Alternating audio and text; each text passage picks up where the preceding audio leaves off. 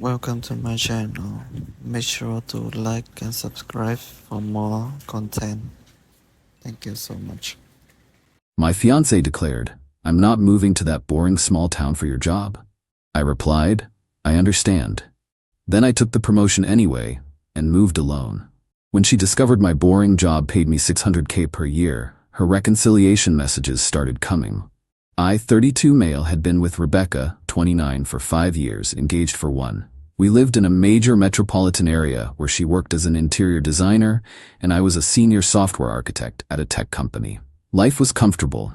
I made around $120, she made about 80 Kellis. We had a nice apartment, went to trendy restaurants, the whole urban professional thing. Last March, my company approached me with an opportunity. They were opening a new R&D facility and needed someone to lead the entire engineering division. The catch? It was in what Rebecca would call the middle of nowhere, a town of about 30,000 people, 3 hours from any major city. The compensation package was insane. $450K base, potential bonuses up to $150K, full relocation package, and equity that could be worth millions if the facility succeeded. Plus, cost of living there was about 60% lower than where we lived. I came home excited to discuss it with Rebecca. "Babe, I got offered an incredible promotion today." She looked up from her iPad where she was scrolling through design blogs. "That's great. When do you start? We should celebrate." "Well, there's something we need to talk about. It's in Millbrook." Her face scrunched up. "Where?" "It's a smaller town, about 3 hours north, but the opportunity is..." "Wait, you're joking, right? You want us to move to some random town?" "Rebecca, this is division head. It's a massive career jump." She laughed, not a happy laugh.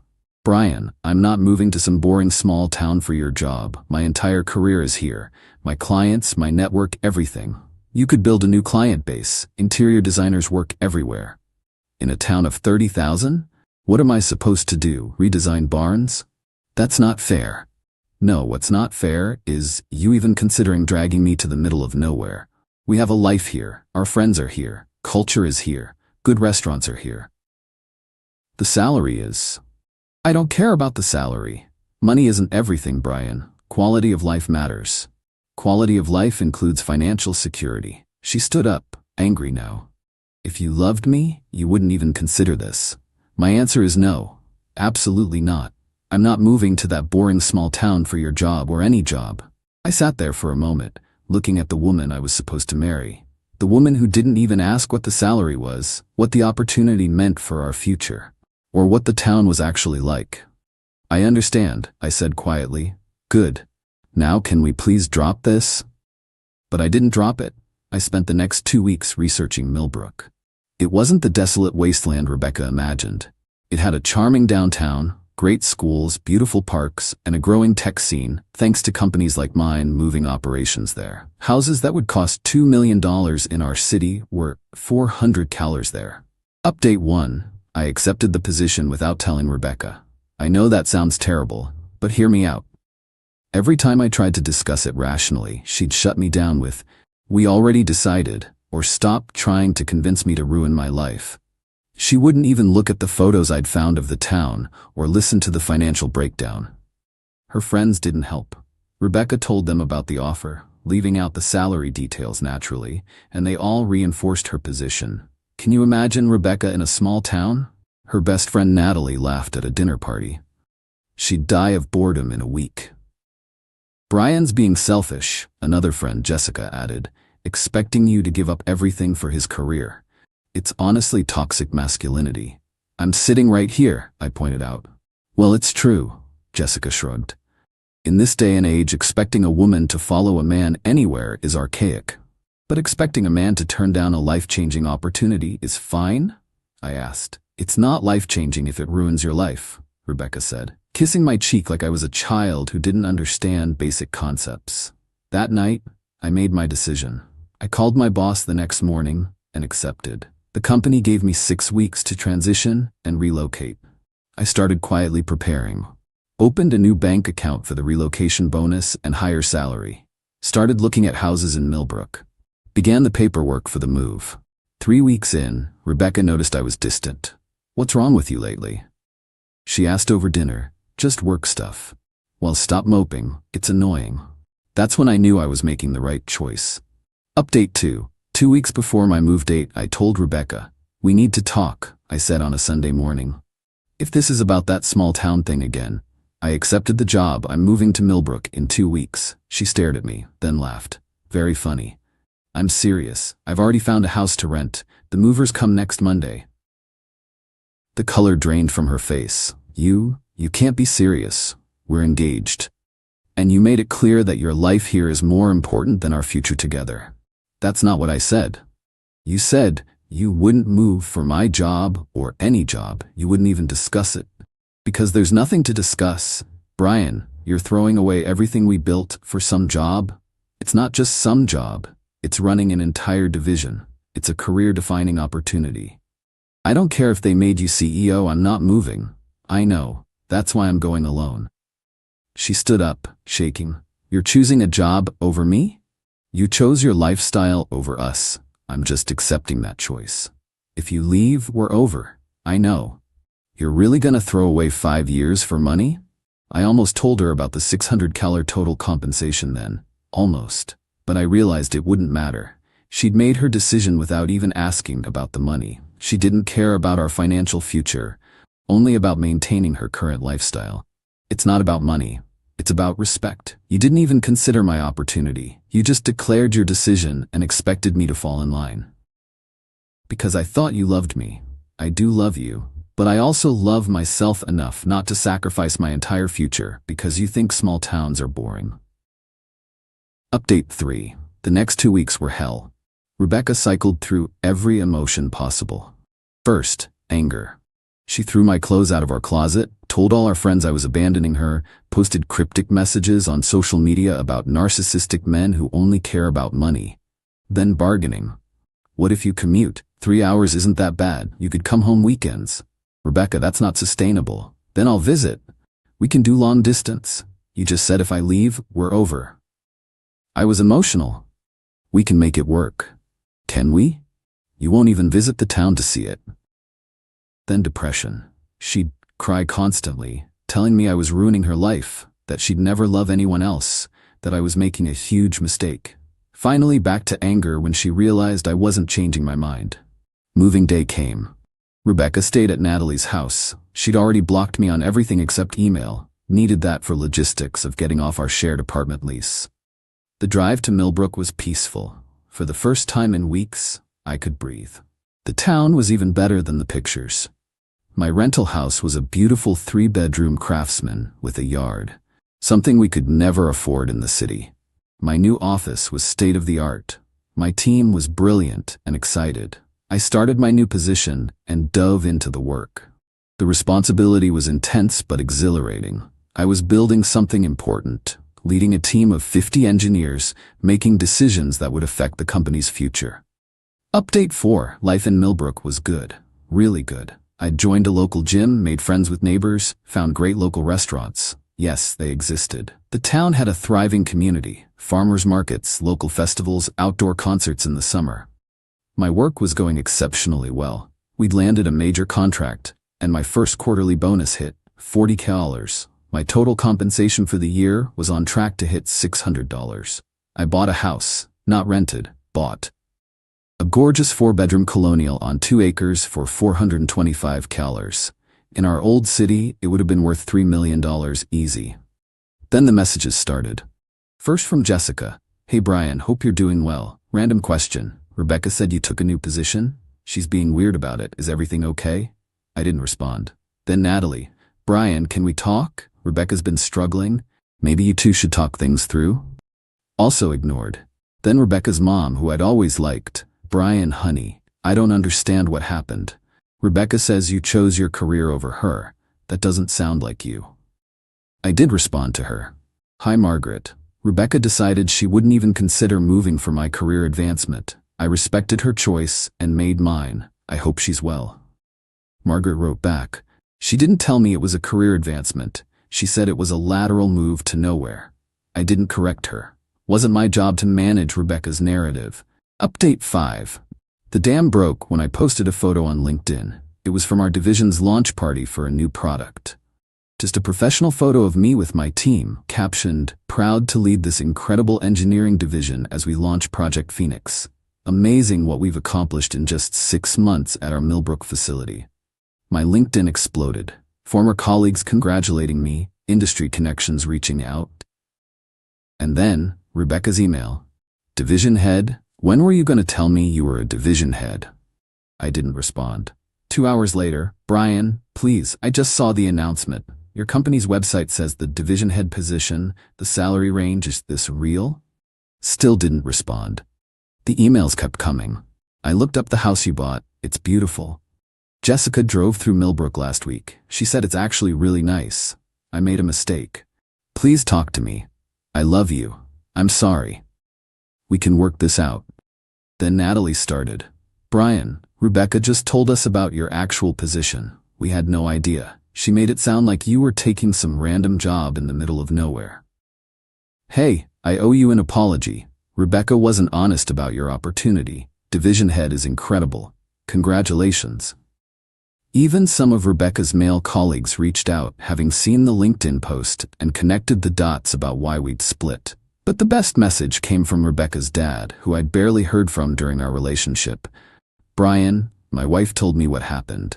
I run a small construction company, so I understand business decisions. You made the right call, son. Don't look back. P.S. Rebecca didn't know I was reaching out. She also didn't know I knew about your promotion. Margaret and I are disappointed in how she handled this." Update 6. When I didn't respond to Rebecca's emails, she escalated. First, she tried going through my family. My mom called Brian. Rebecca called me crying. She says she made a terrible mistake. "She made a choice, Mom. So did I. But she wants to work it out. There's nothing to work out. She made it crystal clear that her life was more important than I accepted that. People make mistakes." "Mom, she didn't make a mistake. She made a decision. She's only regretting it now because she found out how much money I'm making." "How much are you making?" "Including bonuses? About $600. Silence. Then, oh my, and she didn't know?" "She didn't ask, didn't care. Said money wasn't everything." "I see. Well, you know, I always thought she was a bit materialistic." "Now you tell me." Rebecca tried flying to Millbrook. Yeah, she actually showed up. I was at a coffee shop downtown on a Saturday when she walked in. She looked different. Designer clothes replaced with jeans and a simple sweater, like she was trying to look small-town appropriate. "Hi, Brian. Rebecca, how did you find me?" "Your neighbor told me you come here on Saturdays." "You talked to my neighbors?" "I had to. You wouldn't answer my emails. Because we have nothing to discuss." "We have everything to discuss. Brian, I love you. I made a mistake." "You didn't make a mistake. You made it very clear that moving here would ruin your life." Direct quote. "I didn't know." "Didn't know what?"